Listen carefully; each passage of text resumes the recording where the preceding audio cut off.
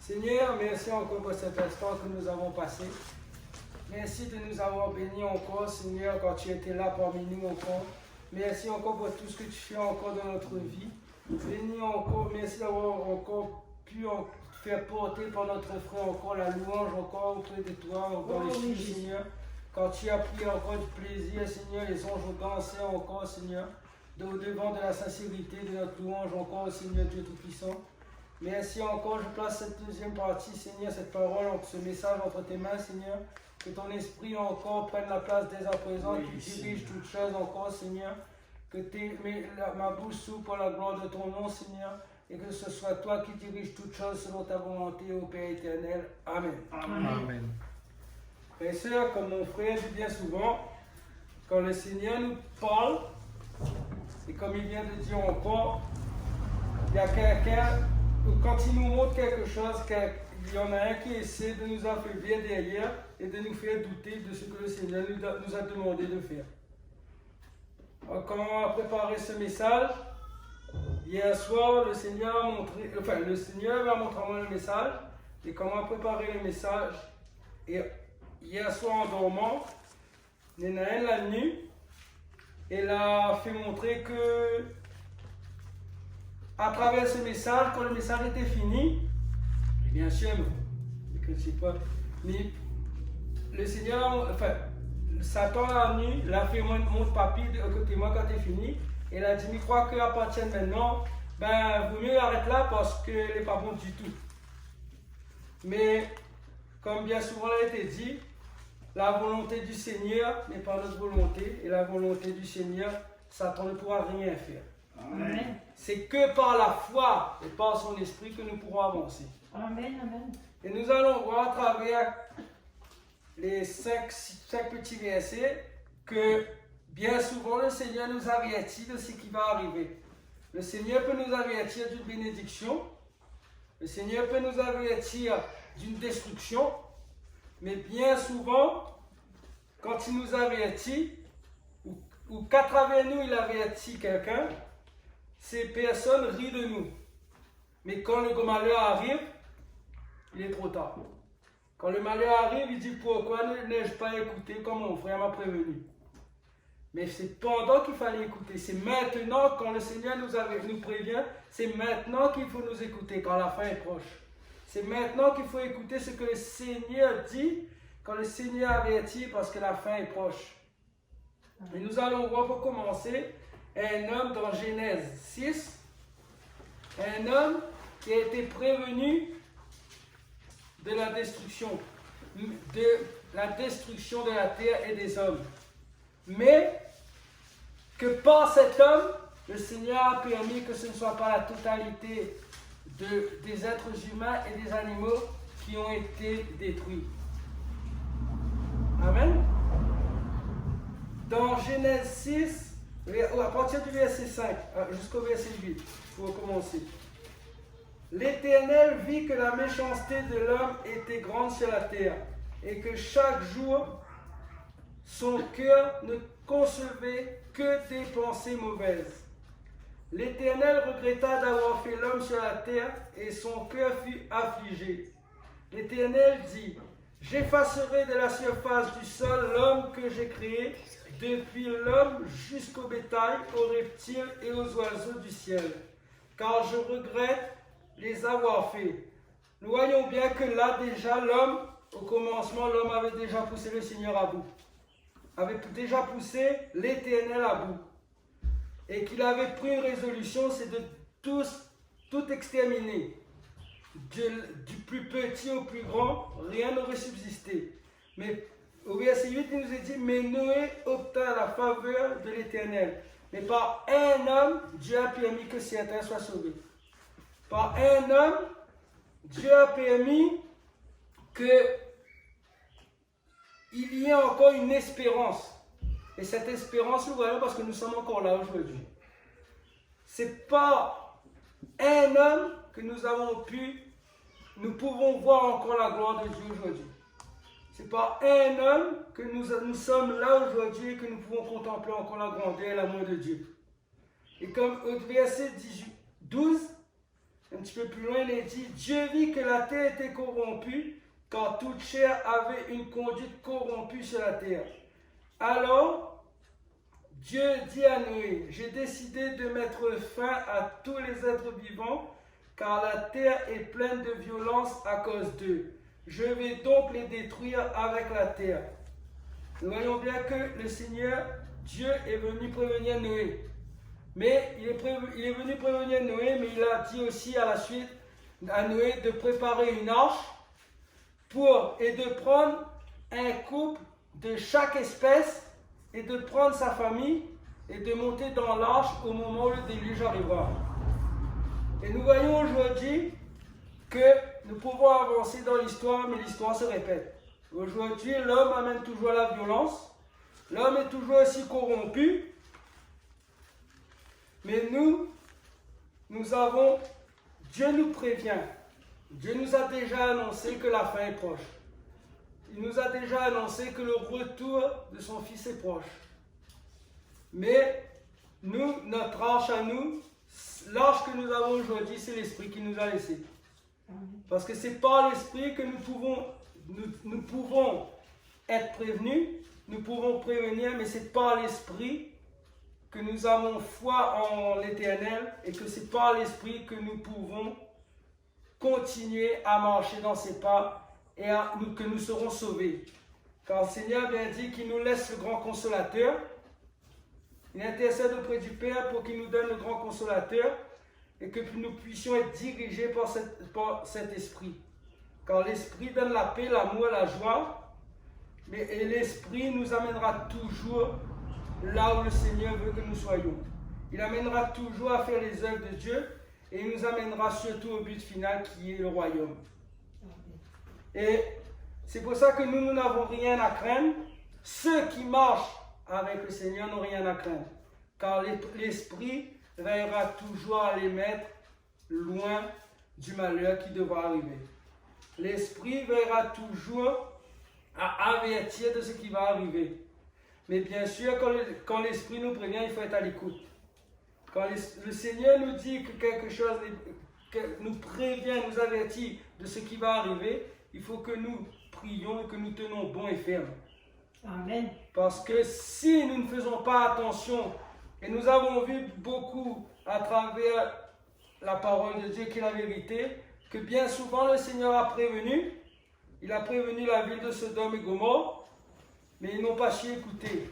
Il a prévenu aussi la femme de Lot de ne pas regarder en arrière, elle a désobéi et elle a regardé. Et elle a été rigidifiée sur place. Et bien souvent, quand Dieu nous prévient d'un malheur, c'est pour que nous puissions non pas fuir, mais nous puissions prier et que nous puissions surtout savoir quelle est sa volonté à travers ce qui va arriver. Parce que le Seigneur ne prévient pas en vain. Quand nous allons voir dans 2 Rois 17.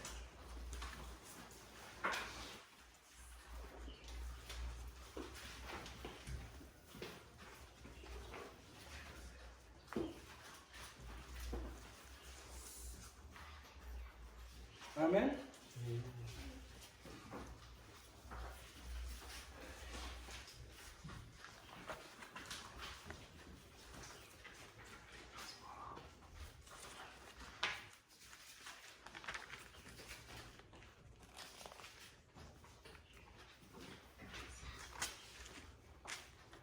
Le Seigneur, encore pour sa nouvelle année, nous demande à tous ceux qui l'écoutent de revenir de leur mauvaise conduite et de donner leur vie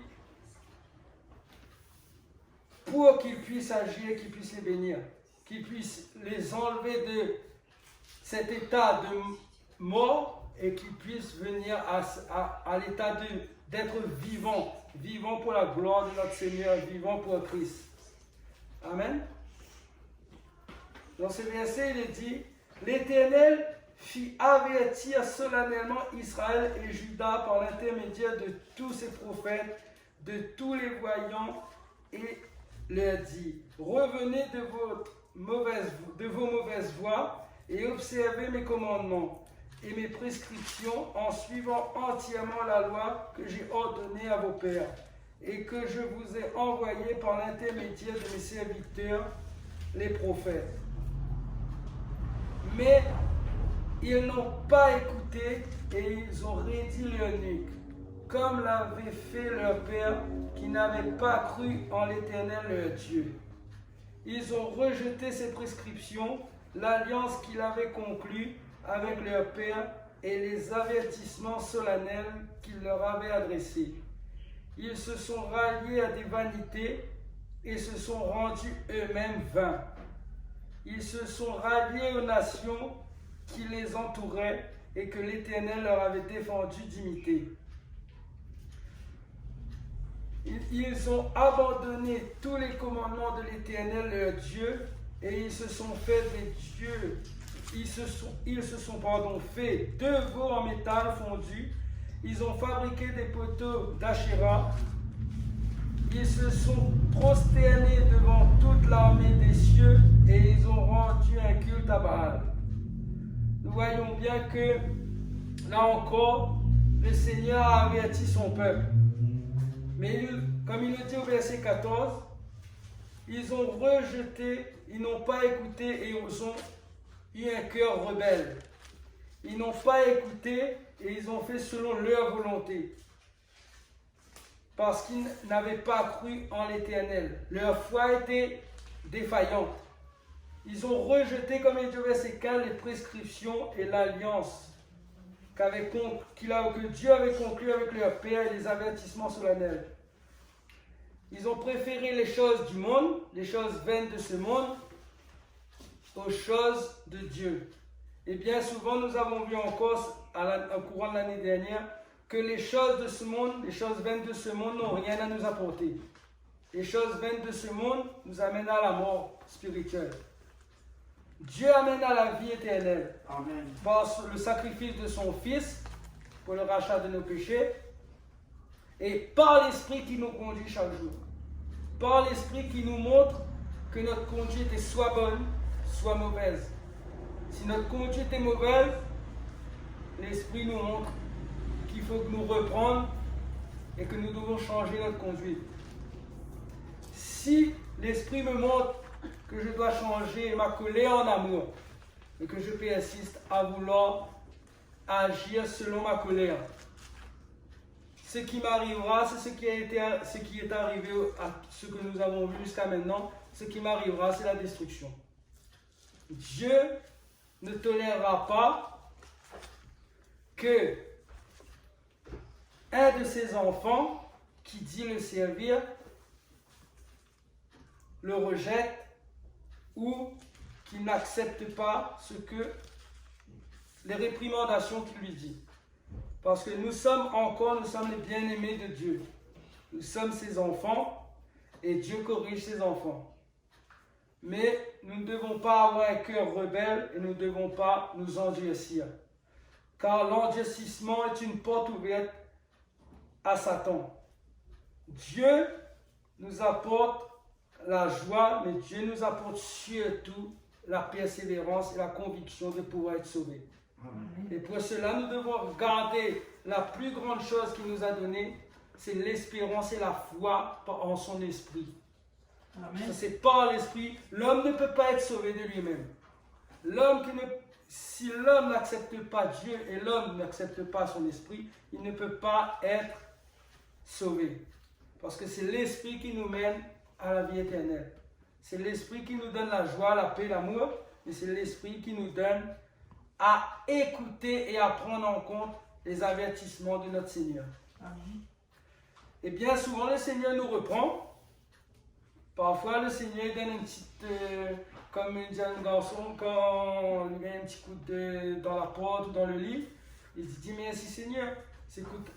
Le Seigneur a prévenu d'écouter, mais vous n'écoutez pas, il a corrigé. Mais bien souvent, jusqu'à quand serons-nous corrigés? Le jour où le Seigneur sera, comme nous avons vu, sera fatigué de nous corriger, à ce moment-là, que va-t-il faire? Il ne restera que la destruction. Mais le Seigneur ne veut pas cela. Le Seigneur veut que nous reprenions que celui qui le cherche puisse se reprendre, se repentir et puisse lui donner sa vie. Qu'il puisse le suivre aveuglément. Parce que Dieu ouvrira toutes les portes et Dieu ouvrira surtout la protection. Il ouvrira sa main, ses ailes, pour que nous puissions nous réfugier en lui. Dans Hébreux 12, versets 25 à 29.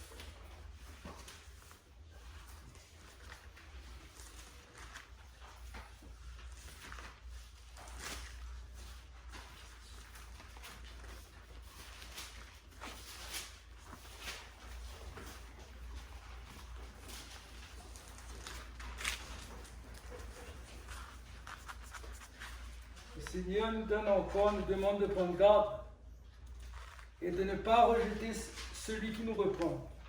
Et bien sûr, comme il a souvent été dit, quand quelqu'un nous reprend, nous devons avoir le discernement et savoir ce qui vient de Dieu et ce qui ne vient pas de Dieu. Et bien souvent, toutes les réponses aux questions que nous nous posons sont dans sa parole qui est la vérité. Nous n'avons qu'à demander à Dieu de nous montrer et Dieu nous montre à travers sa parole. Dieu nous donne les réponses. Dans ce verset, il est dit, prenez garde, ne repoussez pas celui qui vous parle, car si ceux qui repoussaient celui qui sur la terre les avertissait, ils n'ont pas échappé au châtiment, à bien plus forte raison, ne pourrons-nous y échapper nous-mêmes. Si nous nous détournons de celui qui des cieux nous avertit.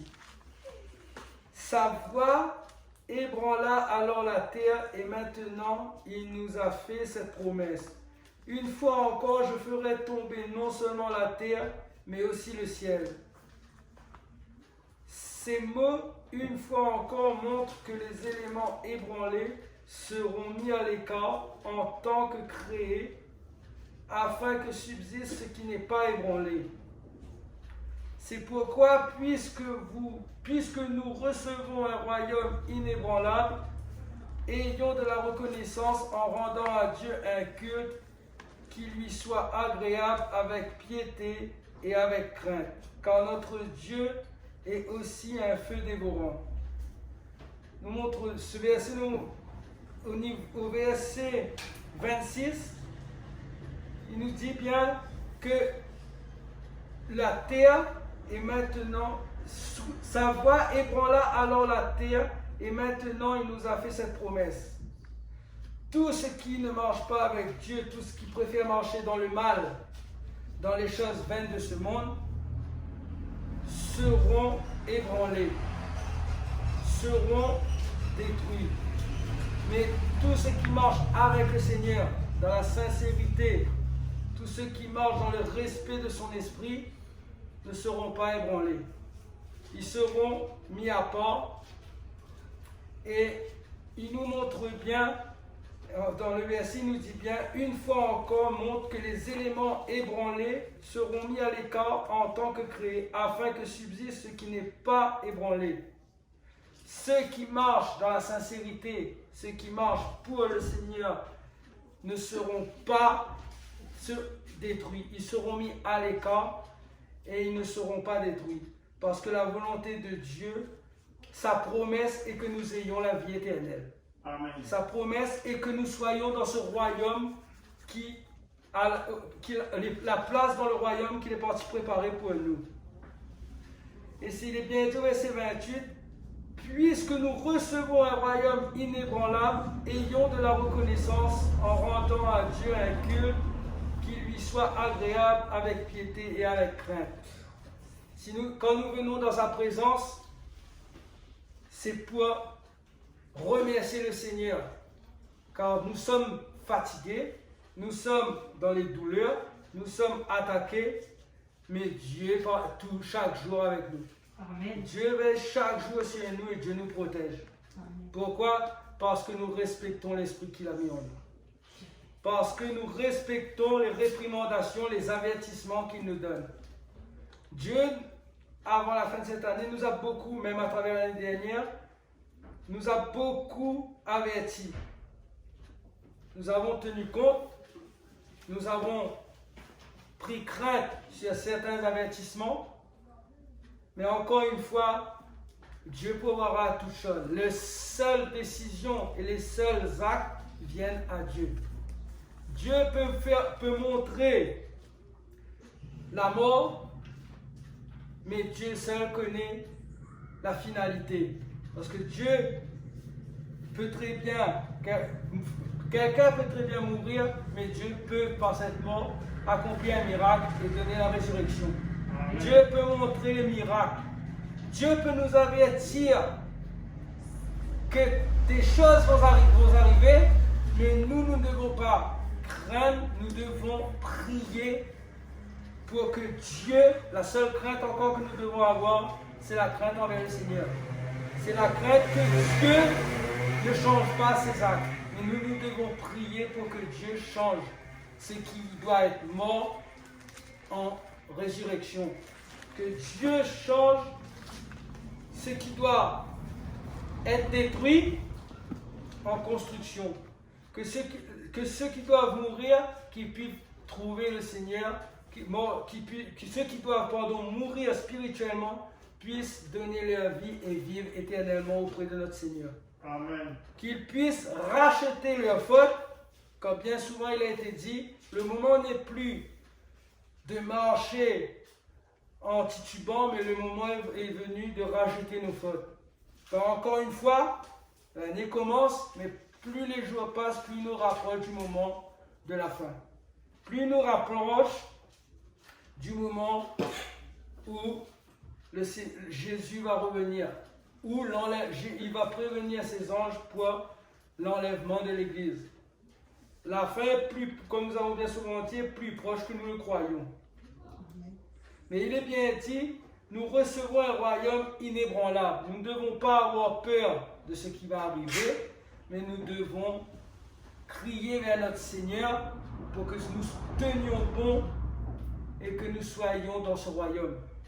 Parce que la promesse est formelle, le royaume est à nous si nous tenons bon et ferme. Si nous persévérons dans les voies du Seigneur. Quand le Seigneur nous donne un ordre, nous ne devons pas tarder à le faire, nous devons le faire sans crainte parce que Christ est avec nous. Amen.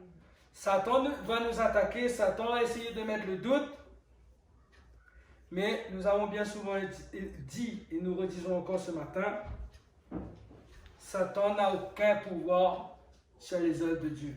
Satan n'a aucun pouvoir sur ce que Dieu nous demande de faire. Parce que si Dieu nous demande de faire quelque chose, l'Esprit est avec nous. Amen. Et c'est par l'Esprit que Dieu nous parle. C'est par l'Esprit que Dieu nous avertit de ce qui va arriver. Dieu peut très bien nous demander d'aller quelque part et nous montrer à l'avance ce qui va se passer. Mais s'il nous montre ce qui va se passer, c'est pour nous préparer. Mais il nous dit bien aussi que nous n'avons pas à craindre ce qui va arriver, parce qu'au moment où cela arrivera, il mettra par son esprit les mots dans notre bouche. Il mettra par l'esprit, il assurera notre défense. Et il nous permettra d'accomplir son œuvre sans crainte. Dans 1 Thessaloniciens 5.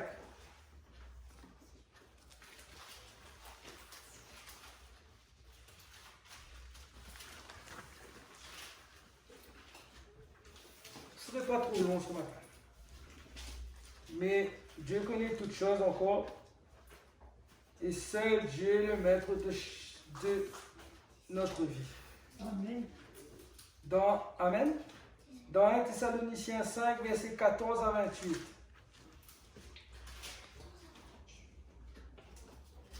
Nous vous y exhortons, frères, avertissez ceux qui vivent dans le désordre.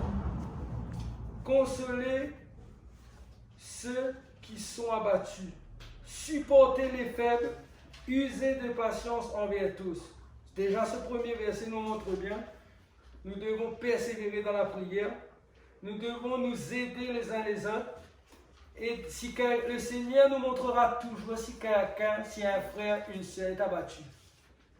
Et le Seigneur nous donnera toujours la force, nous donnera toujours les mots pour réconforter et redonner un peu de force à ce frère ou cette sœur.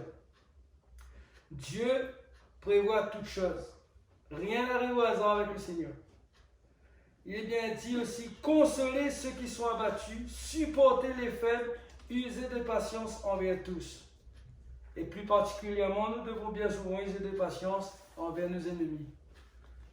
Parce que c'est eux qui nous persécutent, c'est eux qui ne connaissent pas ou qui n'ont pas accepté l'amour et qui n'ont pas accepté le Seigneur Dieu Tout-Puissant comme maître de leur vie, qui n'ont pas soumis leur vie au Seigneur, c'est eux qui nous persécuteront.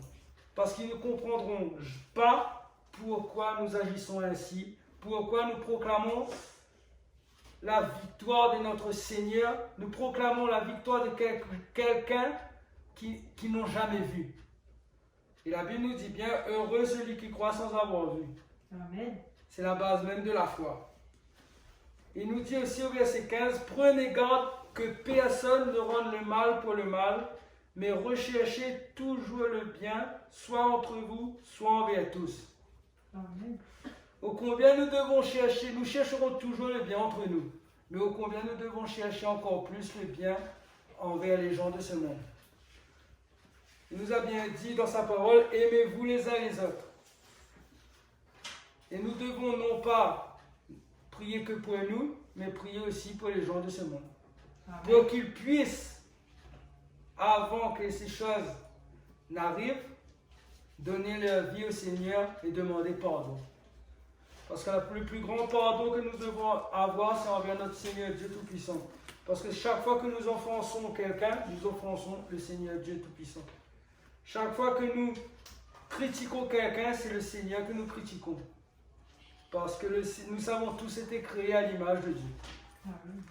Et il nous est bien dit, au verset 15, prenez garde que personne ne rende le mal pour le mal, mais recherchez toujours le bien, soit entre vous, soit envers tous. Et soyez toujours joyeux, même dans la douleur, comme le frère a dit ce matin, même dans la tristesse, nous devons toujours être joyeux. Parce que si nous nous laissons surmonter par notre tristesse, par nos douleurs, Satan essaiera d'appuyer dessus. Mais si nous montrons à Satan que même dans la douleur, nous sommes joyeux d'appartenir à un Seigneur vivant, il a déjà pris sa défaite parce qu'il sait très bien que le Seigneur nous donnera la guérison. Il sait très bien que si nous tenons et nous persévérons dans la foi en notre Seigneur Dieu, qui est tout puissant et qui est vivant, qui est ressuscité des morts, nous avons la victoire contre ses œuvres. Il dit au verset 17, priez sans cesse. En toutes circonstances, rendez grâce, car telle est à votre égard la volonté de Dieu en Christ. Donc, nous montre bien que même comme le frère a bien dit, même dans la douleur, il rend gloire à Dieu. Amen. Et bien nous aussi, même dans la tristesse, même dans l'abattement, même dans la douleur, même dans l'inquiétude, nous devons rendre grâce et gloire à Dieu. Amen. Nous devons, comme il a été dit auparavant, lui rendre un culte doux et agréable. Parce que Dieu, la douleur n'est que pour un temps. Mais la joie de notre Seigneur est éternelle si nous tenons bon et ferme. Amen. Sa protection est éternelle si nous tenons bon et ferme. Au verset 19, je nous ai bien dit, n'éteignez pas l'esprit. Satan va essayer d'éteindre l'esprit à travers nos faiblesses. Mais le Seigneur nous dit encore ce matin, n'éteignez pas l'esprit. Nous devons garder la foi en notre Seigneur. Nous devons garder notre espérance en lui. Car lui seul est le Dieu de l'impossible.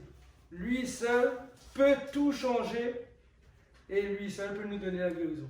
Amen. Lui seul peut nous enlever et lui seul peut nous donner ce dont nous avons besoin, ce que nous avons envie.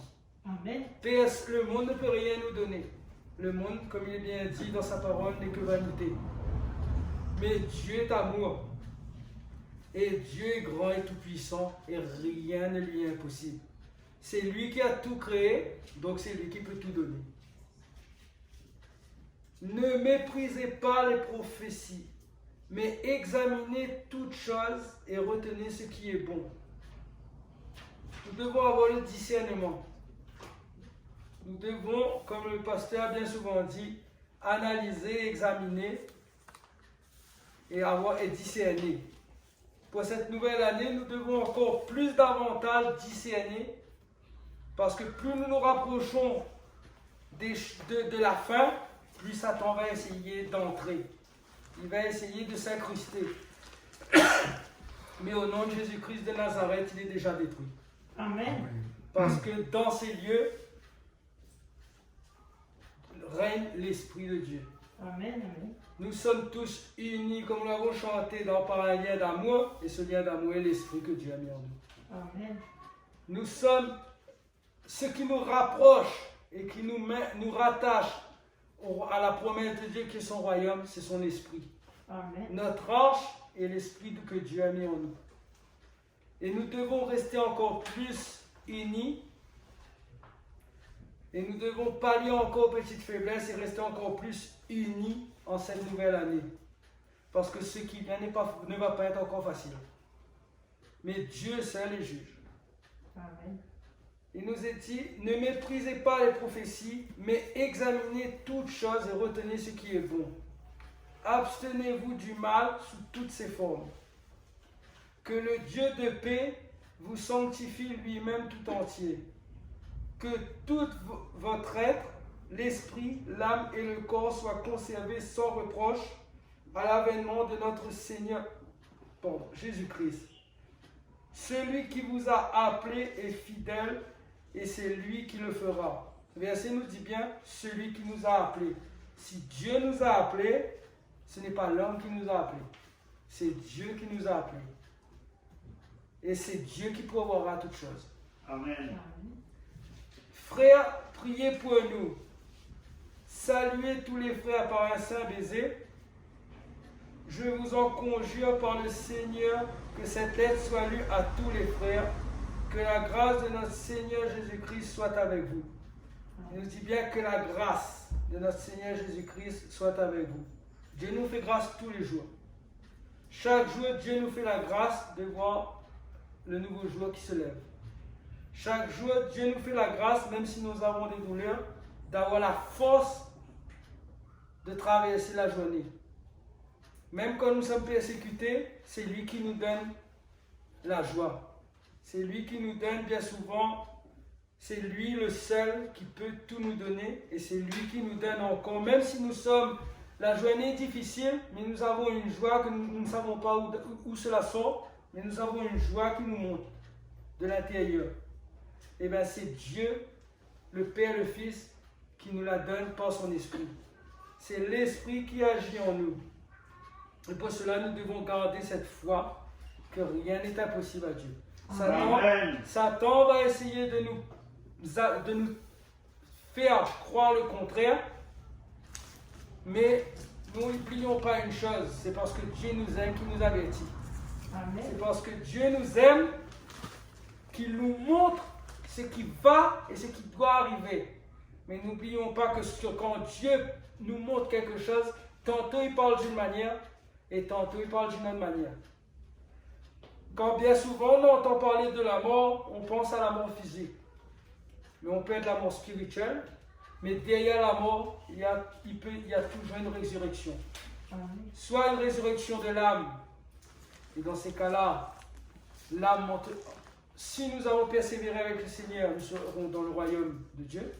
Nous serons auprès de lui, comme le frère a dit, que ce soit au fond, devant ou au milieu, nous serons assis à sa table. Mais soit une résurrection physique. Dieu a déjà fait auparavant et rien ne peut empêcher Dieu de ressusciter qui le veut. Amen.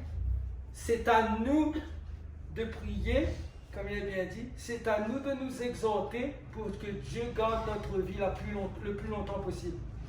Pour que nous puissions œuvrer et agir dans les actes et les œuvres que Dieu a prévus pour nous.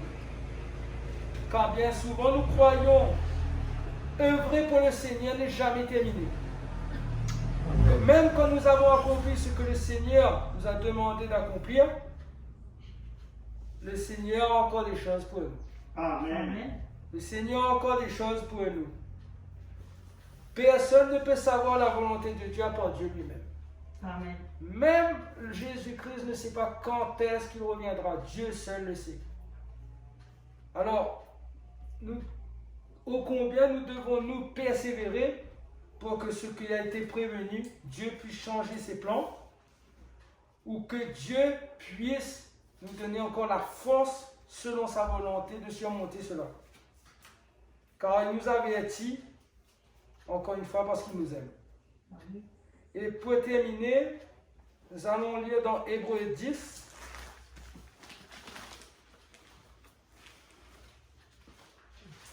Et après, nous pouvons aussi, je vous invite à lire dans tout Hébreux 11 aussi, parce qu'il nous montre bien l'importance de la... Dans Hébreux 11, nous montre bien l'importance de la foi. Que tout s'accomplit par la foi. Que tout ce qui a été accompli dans la parole de Dieu a été accompli par la foi. Dans Hébreux 10, versets 24 et 25.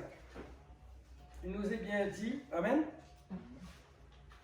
Veillons les uns sur les autres pour nous inciter à l'amour et aux bonnes œuvres. N'abandonnons pas notre assemblée comme c'est la coutume de quelques-uns, mais exhortons-nous mutuellement, et cela d'autant plus que vous voyez le jour s'approcher. Nous voyons bien que même dans les difficultés, quand le Seigneur nous parle, nous devons, parce que cette parole ne nous plaît pas aujourd'hui, nous ne devons pas dire, ben, je n'ai rien à être apporté dans cette assemblée. Et aller chercher ce que nous voulons entendre ailleurs. Quand Dieu parle, c'est qu'il y a une raison. Si nous n'acceptons pas ce que Dieu nous dit, encore une fois, nous n'appartenons pas au Seigneur. Si nous n'acceptons pas, bien souvent quand le Seigneur nous reprend, nous ne voyons pas que nous ne voulons pas comprendre que c'est le Seigneur qui nous reprend, nous disons que c'est notre frère qui nous reprend. Mais, encore une fois, le Seigneur reprend celui qu'il aime et il corrige celui qu'il aime. Amen. Si le Seigneur reprend, comme il l'a fait une fois avec moi à travers le pasteur, c'est que ma conduite n'était pas bonne, ou à travers mon frère. C'est que ma conduite n'était pas bonne et ma conduite n'était pas respectueuse de la volonté de Dieu. Mais maintenant, si j'endurcis mon cœur et au lieu de me reprendre, encore une fois, je continue dans mes voies. La seule chose qui restera pour moi, c'est soit être pris devant 2 ou 3, soit être pris devant l'église, entièrement, être considéré au pire des cas comme un païen, et la dernière chose, c'est la destruction. C'est pour ça que quand Dieu nous reprend, ne regardons pas à l'orgueil, ne regardons pas à ce que notre volonté, parce que là encore une fois, l'orgueil, la colère, ces choses viennent de Satan. Mais acceptons les réprimandations et demandons au Seigneur de changer cela. Amen. Quand Dieu nous avertit de quelque chose, demandons à Dieu quelle est sa volonté, mais surtout s'il nous reprend de demander à Dieu de corriger cela et que son esprit prenne autorité sur ces choses. Amen. Si mon défaut c'est la colère, que Dieu prenne autorité sur cette colère. Et il m'a bien souvent prévenu que ma colère était mon problème. Mais pour cette année, place à l'amour, place à la joie. Amen. Gloire à Dieu. Et à Dieu la colère. Amen. Même si ce sera difficile. Parce que bien souvent, un petit monsieur il connaît de quoi il parle. bien souvent, est difficile. Mais, gloire à Dieu, que la foi, que Dieu affermisse ma foi dans l'amour et la paix, et il s'occupera du reste. Amen. Il remplace la colère par l'amour, par le respect, et qu'il change toutes choses selon son esprit. Amen. Et merci Seigneur, parce que pour la nouvelle année, vous m'avez dit avant la fin de l'année que à partir de cette année, au moins 30 minutes, que mon garçon est en âge d'écouter la parole, qu'au moins 30 minutes, parce qu'il est encore petit, que lui puisse être assis et à écouter la parole, mais gloire à Dieu, il va rester jusqu'à la fin. Amen. Amen. Et il montre à nous bien encore que rien n'est impossible à Dieu. Amen. Il suffit de demander, de crier vers lui. Et Dieu accomplira les avertissements qu'il lui a donnés en cette année. Amen. Merci Seigneur. Seigneur, merci encore pour cette parole, Père éternel. Toi seul, tu connais toutes choses, Seigneur. Si tu as mis cela encore, c'est pour moi premièrement, comme il a bien souvent été dit. Amen. Mais que tu puisses encore nous tenir encore en alerte. Tu puisses encore, comme il a bien été dit encore, il ne peut pas avoir qu'une seule sentinelle encore dans ton Église, Seigneur, mais que nous puissions tous ensemble veiller sur les uns les autres. Amen. Que nous puissions tous ensemble être une sentinelle pour les uns et les autres, et que nous acceptions encore, Seigneur, selon ta volonté encore, selon tes avertissements encore, Seigneur, que nous puissions encore comprendre et accepter cela, Seigneur Jésus, car toi seul encore est capable. Toi seul est le Dieu de l'impossible et toi seul peux toutes choses encore, ô Père éternel. Qu'à travers cette année encore, ceux qui te cherchent puissent te trouver, Seigneur. Alléluia. Qu'ils puissent encore, Seigneur, comprendre la grandeur, Seigneur, de ton amour. Oui, Qu'ils Seigneur. puissent accepter Touche encore nos de cœurs, donner leur vie, Seigneur, en sacrifice pour la gloire de ton nom, Seigneur. Car ce n'est pas pour l'homme, Seigneur, que nous devons marcher, mais c'est pour la gloire de ton nom, Seigneur. Alléluia. C'est pour l'obtention de ce royaume auquel tu nous as destinés, Seigneur Jésus. Alors, comme tu le dis, tu nous as bien souvent avertis, Seigneur, qu'à travers cette année encore, tu nous dis la fin est proche, plus proche que nous croyons, Seigneur. Mais que tu nous donnes encore à persévérer et qu'en ton nom, Seigneur, toutes les œuvres de Satan soient brisées, Seigneur. Amen. Que toutes ces œuvres soient liées, Seigneur, que la collée encore, Seigneur, que l'abattement soit brisé en ton nom, Seigneur Jésus. Que la puissance de ton esprit soit déliée en cet instant même, Seigneur, et que l'amour encore soit proclamé encore comme tu le veux que nous le proclamions, Jésus. Seigneur Jésus. Gloire et louange en ton nom, Père. Merci encore, Seigneur. Amen. Amen. Si le pasteur